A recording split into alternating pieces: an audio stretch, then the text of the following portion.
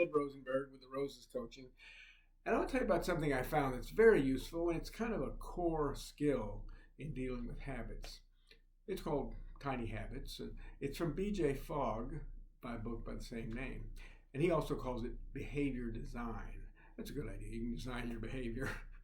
Well, it has breaks down maybe 4 steps. One is that you recognize you have a desire to do something. And so you instantly take that and you make it really small. Then you fit that into whatever you're doing, and then you nurture it. It's kind of like growing roses, for instance. Instead of planting an entire garden, you just break it down into one rose, perhaps, and plant the seed, and it grows, and you nurture that until it becomes a rose, and you can spread out and eventually have a whole rose garden.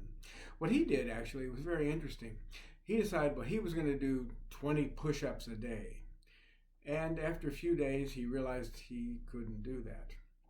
So what he did is he made it tiny. His desire was to do 20, but he said, well, I'll just do 2 push-ups in the morning against the wall.